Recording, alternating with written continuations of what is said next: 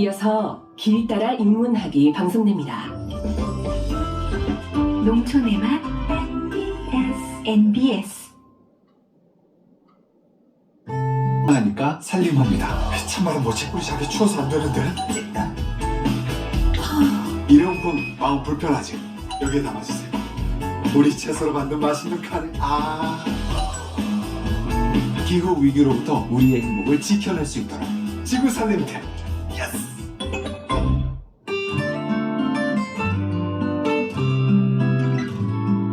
사랑이 가득한 MBS, 복이 가득한 MBS, 한국 농업방송.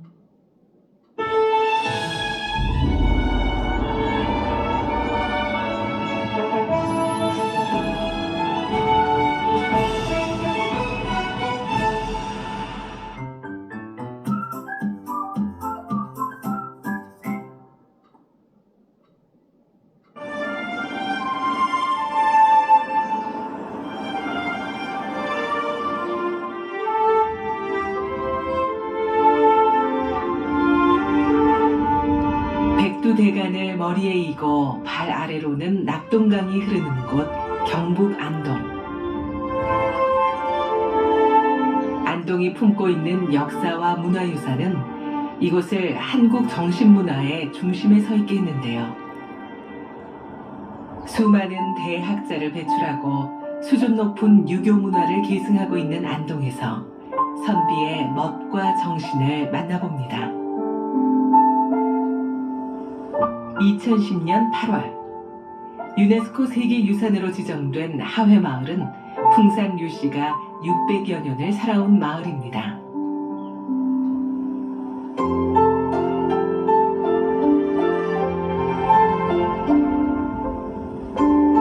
천연기념물 제473호로 지정된 소나무숲 만송정은 조선 선조 때 마을의 입지 환경을 개선하고 풍경을 좋게 하기 위해 만든 숲인데요. 겨울에는 마을로 불어오는 차가운 바람을 막아주고 여름에는 시원한 그늘을 만들어줍니다.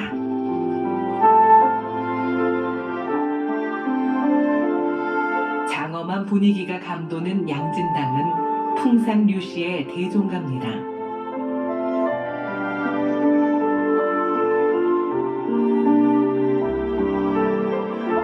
고려 말 건축 양식과 조선 중기 건축 양식이 섞여 있는 정남향 집입니다.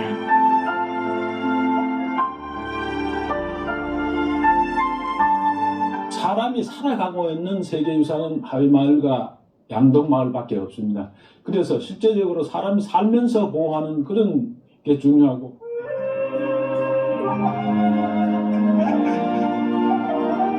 양진당과 함께 하회마을을 대표하는 반가인 충효당은 서해 류성룡의 종택입니다. 당호를 충효당이라고 짓게 된 이유는 서해가 임종할 당시 자손들에게 남긴 식구절인 충과 효 외에 달리 할 일은 없다 해서 비롯된 것입니다.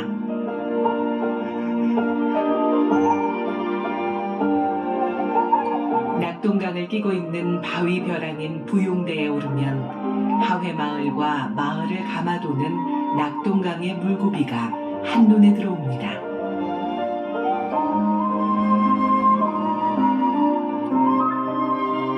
세계적인 걸작으로 평가받고 있는 하회탈은 안동이 가진 또 하나의 귀중한 문화유산인데요. 하회마을에서 전해져 온다 해서 하회탈입니다. 하회탈은 사실적 조형과 해학적 조형을 합해 신분적 특성을 잘 표현하고 있는데요. 좌우를 비대칭적으로 만들어 고정된 표정을 피하고 각 성격에 알맞은 표정을 짓게 만들었습니다.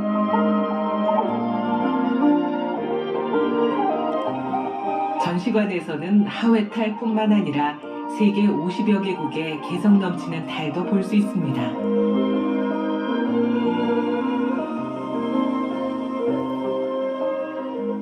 하회 하회탈은 뭐 우리나라뿐만 아니라 세계적으로도 아주 탁월한 조형미를 띠고 있습니다. 신문에 따른 어떤 그런 특징적인 표정들이 아주 리얼하게 묘사가 되어 있고, 더더군다나 이 탈 공연할 때 탈 쓴 사람이 움직임에 따라서 표정의 변화가 일어나도록 그렇게 만들어져 있습니다. 하회탈은 오리나무로 만들어졌고 제작 시기는 고려 중엽쯤으로 추정되고 있습니다.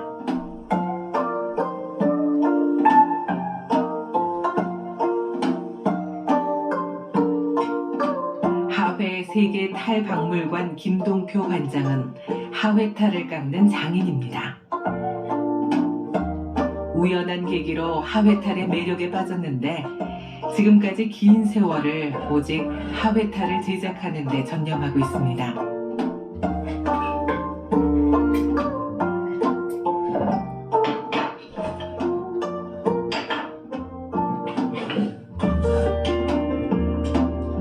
하회탈은 찡그리거나 웃는 등의 다양한 표정을 지녀야 하고 봉건 사회가 지닌 신분적 특징도 잘 나타내야 합니다.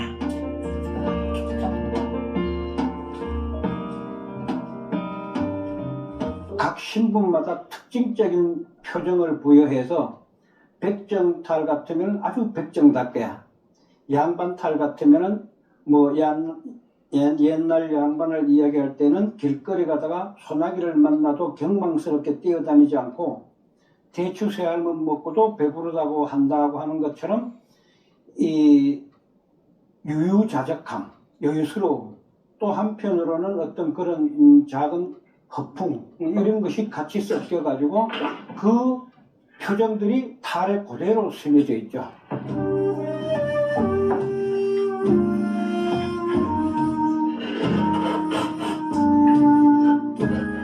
탈은 그 자체로도 훌륭한 조형 예술품이면서 동시에 다양한 상징성을 지닌 훌륭한 문화유산입니다. 안동을 흐르는 선비정신은 일제강점기 독립운동으로 이어졌습니다. 민족시인 이육사는 퇴계 이황의 14대 손인데요. 본명은 이원록, 자는 태경, 어릴 때는 원삼으로 불렸습니다. 일제강점기라는 암담하고도 절망적인 시대를 살아내야 했던 그는 죽음을 초월한 저항정신으로 독립운동을 했고 시를 써내려갔습니다.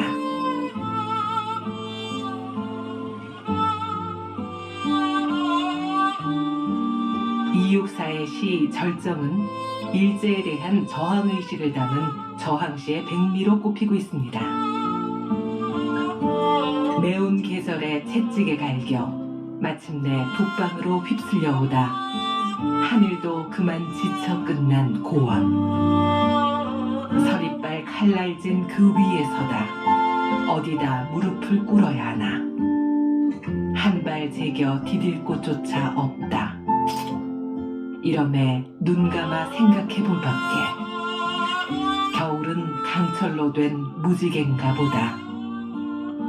그 시 속에 흐르는 정신세계는 독립운동에 대한 굉장히 처절한 그런 의식이 흐르고 있고요.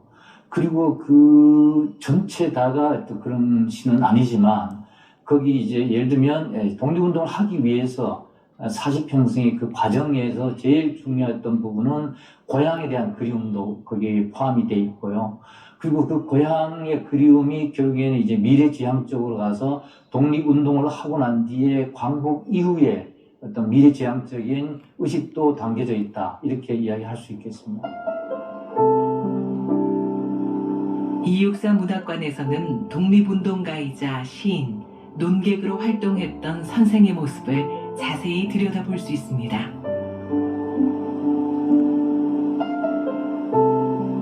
그는 강렬한 민족의식을 바탕으로 생애 전반은 총칼로, 생애 후반은 펜으로 일제에 맞섰는데요.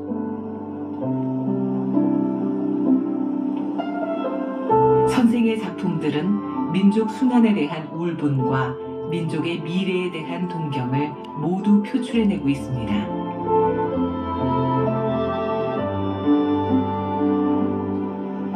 이육사 선생이 당했던 처참했던 고문 현장과 피로 얼룩진 도포, 감옥 수감 도구들은 악랄했던 일본의 만행을 더욱 선명하게 드러내고 있습니다. 선생은 옥중에서도 일제에 맞서는 용기를 보여줬고 순국하는 날까지 타협하지 않았습니다. 광복의 순간이 올 거라는 희망 또한 끝까지 놓지 않았습니다.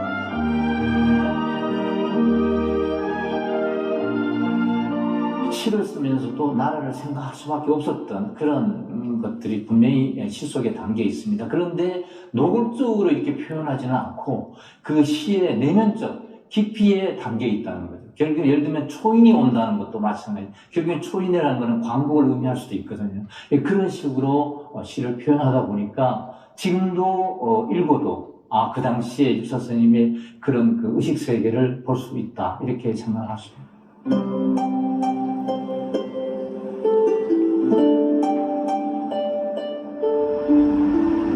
우리나라에 현존하는 살림집 가운데 가장 크고 오래된 집은 임청각입니다.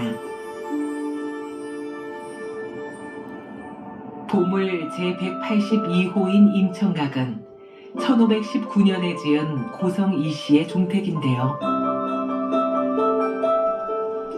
조선시대에 왕이 아닌 사람이 지을 수 있었던 최대 규모 99칸짜리 집입니다.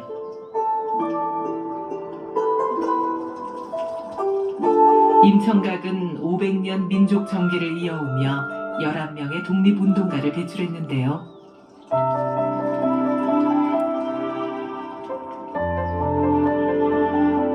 이곳 군자성은 수많은 독립열사와 시인들이 묵어간 곳입니다.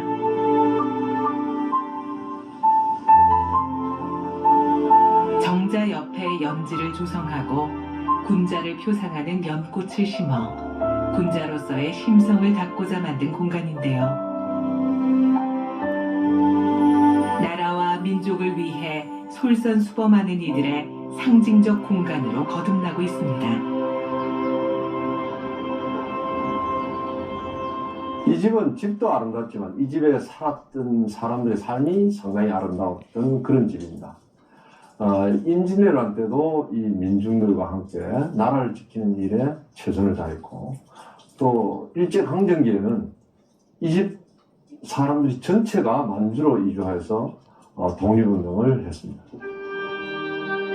임청각에서 태어난 석주 이상용 선생은 전 재산을 바쳐 의병기지를 구축했을 뿐만 아니라 애국 계몽운동과 무력투쟁 등 할 수 있는 모든 방면의 독립운동을 이어나갔습니다.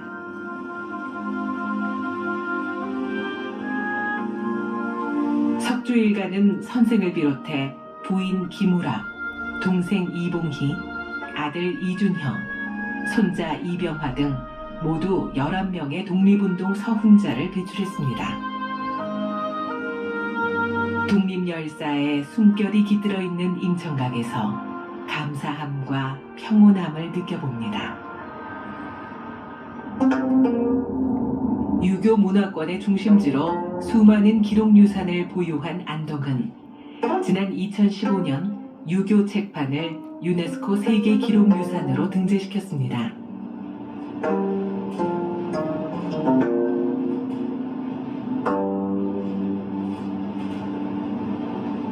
유교 책판은 영남 지역 305개 문중에서 기탁한 718종 64,226장의 목판인데요. 조선시대 유학자들의 저작물을 인쇄하고 발간하기 위해 만든 것입니다.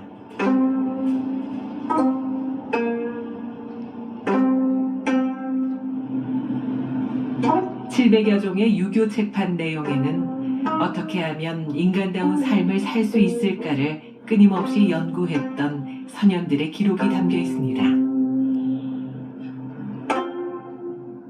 목판의 글씨를 정교하게 새겨낸 솜씨도 감탄을 자아내게 합니다. 지교 체판이란 조선시대 유학자들의 저작물들을 최고로 관행하기 위해서 나무판에 새긴 인쇄물을 얘기합니다. 저희 국학진흥원에는 총 이제 305개 문 중에서 총 이제 718종 64,226장이 2015년에 세계 기록유산으로 등재가 됐습니다. 평생 아이들을 생각하며 무소유의 삶을 살다간 아동문학가 권정생 선생의 흔적이 안동에 있습니다. 권 선생은 1969년 단편동화 강아지똥을 발표하며 동화 작가로서의 삶을 시작했는데요. 이후에도 몽실언니, 무명저고리와 엄마, 점득이네와 같은 주옥 같은 동화 100여 편을 써내려갔습니다.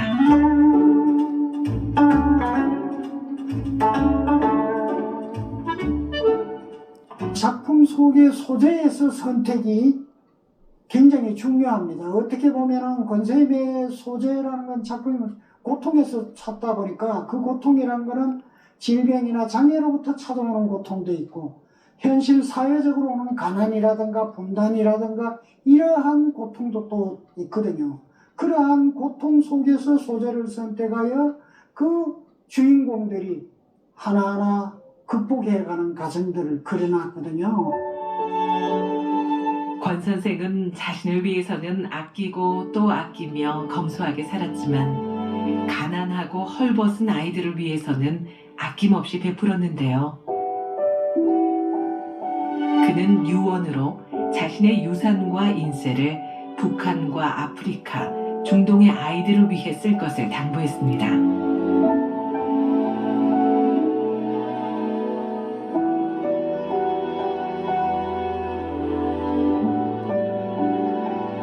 내가 쓴 모든 책은 주로 어린이들이 사서 읽는 것이니 여기서 나오는 인세는 아이들에게 되돌려주는 것이 마땅하다고 말했습니다.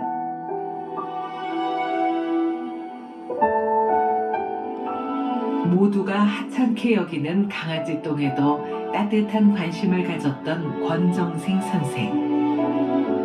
그의 큰 마음이 스며있는 책 한 권, 글 한 구절을 곁에 두고 싶은 마음입니다.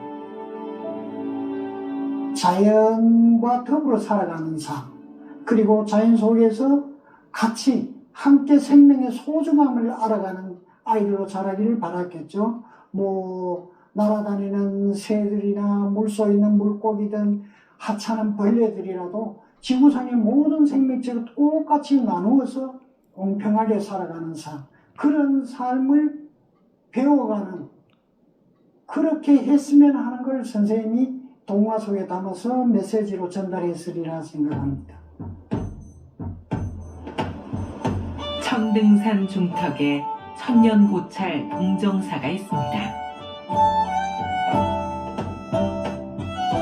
2018년 유네스코 세계유산으로 지정된 봉정사는 신라 문무왕 12년에 의상대사의 제자인 능인 스님이 창건한 사찰입니다.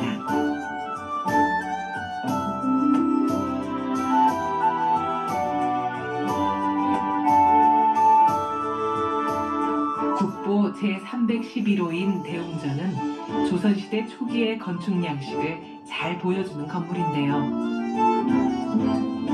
내부에 들어서면 후불탱화인 영산 회상도를 볼 수 있습니다.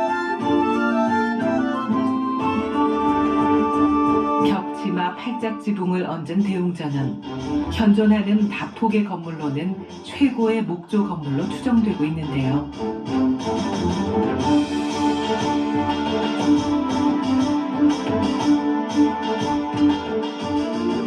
우리나라에서 남아있는 유일한 다포 양식으로는 가장 오래된 목조 건축물입니다. 그리고 이곳에 있는 단청이 약 한 600여 년 전의 단청이라고 해서 가장 아름다운 단청으로 지칭되는 금단청이 되어 있고, 이런 내용들 때문에 세계유산에 등재가 되었습니다.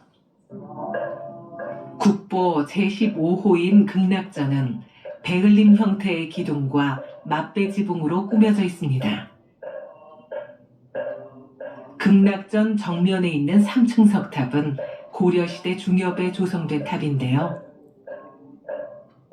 2층 기단을 쌓아 탑의 토대를 마련하고 그 위로 3층의 탑신과 머리 장식을 얹은 모습입니다.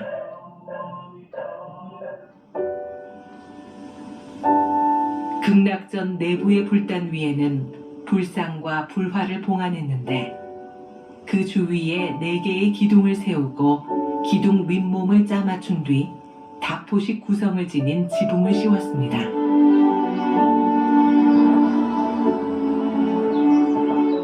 통전사에 있는 극락전은 우리나라에서 가장 오래된 목조 건물로서 베를린 기둥에다 주심포 양식으로서 우리나라에서 가장 오래된 목조 건물로서 그 건축 양식이 가장 특이한 그런 내용들입니다.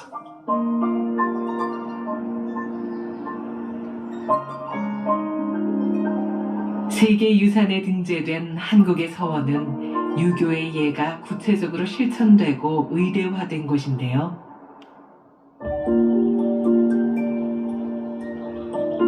병산서원에서도 유교의 정신과 문화를 교육해 나가는 역할을 충실히 수행해 많은 학자를 배출했습니다. 병산서원은 서해 류성룡 선생과 그의 셋째 아들인 수암 류진공을 배향한 서원인데요. 서해 선생의 문집을 비롯해 각종 문헌 1000여 종과 3000여 권의 책을 소장하고 있습니다. 건축물 곳곳에서 자연과 조화롭게 어우러진 아름다움을 발견할 수 있는데요. 건물은 그냥 자연의 일부라는 선조들의 건축의식을 알 수 있습니다.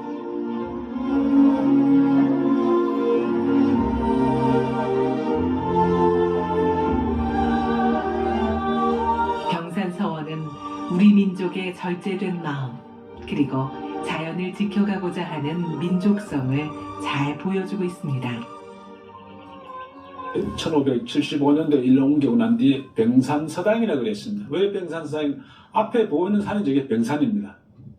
병산서당이라고 그러다가 그 다음에 1607년도에 선생님께서 작화하시니까 후학들이 존덕사라는 묘를 건립하고 그 다음에 거기다 위판을 봉안하시고 1614년부터 이제 정상적으로 병산서원이라고 됐습니다. 그래서 역사로 따지면은 고려 때부터 생겼던 서원이 되겠습니다.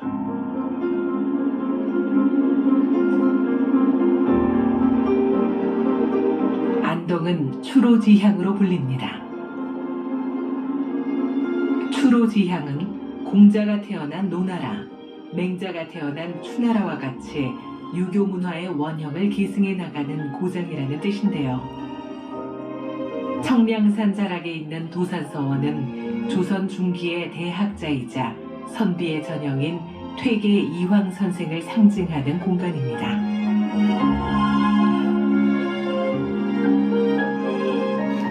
도산서원의 건축물들은 대개 간결하고 검소하게 꾸며져 있는데요. 퇴계 선생의 성정과 학문을 공부하는 선비의 자세를 잘 반영하고 있습니다.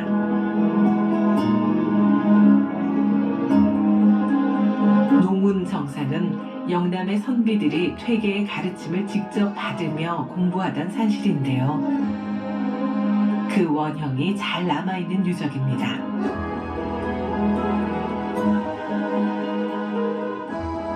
(2019년에) 세계 유산으로 유네스코에 의해서 지정이 된 9개 서원 중에 하나인데 퇴계 선생의 학문을 계승한 영남학파의 정신적 근거지가 되는 고향이 되는 그런 서원이라고 할 수 있습니다.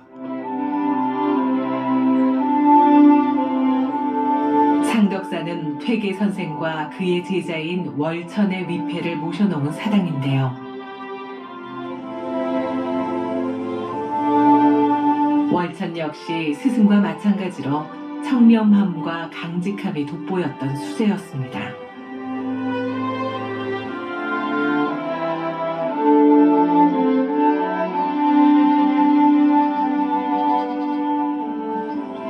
도산서원의 강당인 전교당은 조선 선조 7년에 건립됐습니다. 현판에 적힌 도산서원이라는 글씨는 당시의 명필 한석봉의 작품입니다.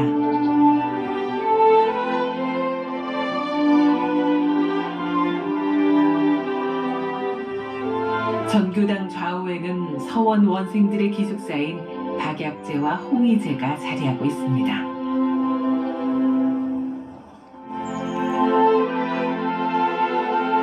퇴계 선생의 유물을 전시해둔 옥진각은 1970년에 완공됐는데요.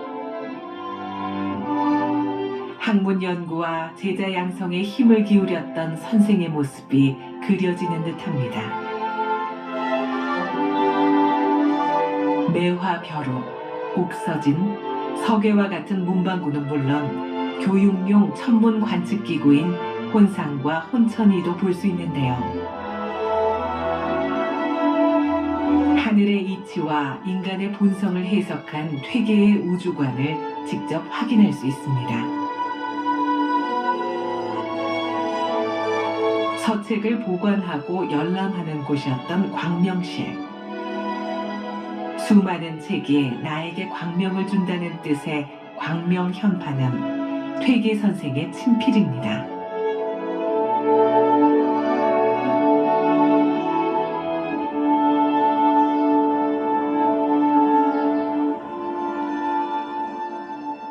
착한 사람, 즉 착한 선비를 많이 양성하기 위해서 서원 창설운동과 함께 그에 걸맞는 교재를 개발하시고 또 글을 아는 선비들뿐만 아니라 한문을 모르는 서민들까지도 교화하시기 위해서 향약을 만드시기도 하셨고 또 도산 12곡을 만드셔서 어린아이들로 하여금 노래하고 춤추게 함으로써 자연스럽게 교화가 이루어지도록 노력하셨습니다.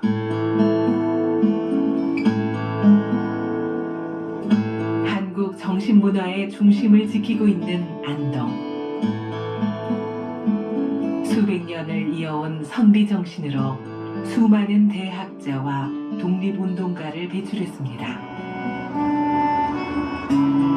세계가 인정한 문화유산과 기록유산을 품었고 자연과 어우러지는 민족성을 이어가고 있습니다. 오늘의 터전에서 내일의 발판을 준비하며 천년의 미래를 밝혀봅니다.